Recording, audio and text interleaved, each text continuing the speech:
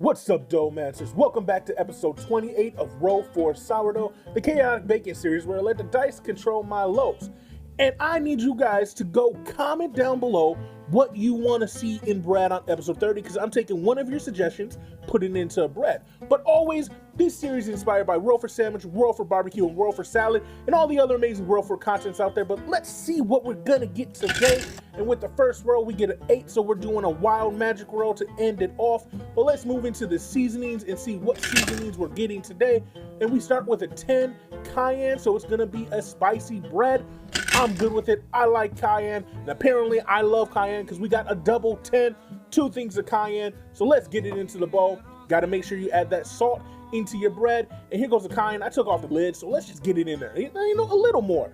And it's looking good. It's looking red, but let's play with the dough a little bit. This is how I like to strengthen my dough. It works for me. It doesn't work for everybody, but this is what I do. And the dough's looking good. And now we move to the inclusions to see what's going to go with it. And we get a 15 for cereal. So we'll do a cereal roll after the last inclusion.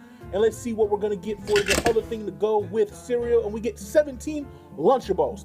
That's the first. I'm excited. But let's see what cereal we're getting. We're getting Cocoa Puffs.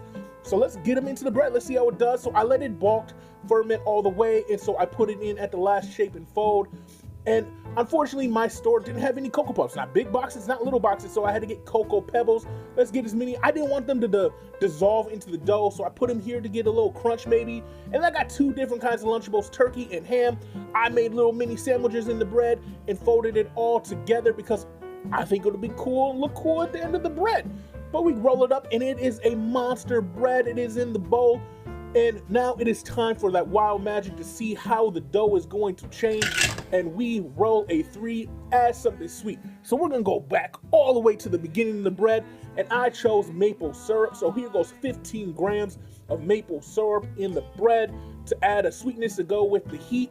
And I forgot to take some footage of baking it, but here it is at the end, and it looks fantastic. It smells great. It looks like a great piece of loaf. The bottom didn't burn. I'm getting better at that. And then we cut it open, and it still looks amazing. You get the red from the cayenne. Everything went to the edges. That happens sometimes.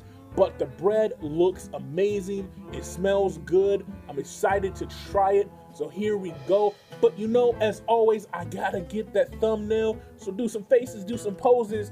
But it is time to try that bread. And I'm gonna go right where the Lunchables and Cocoa Pebbles were.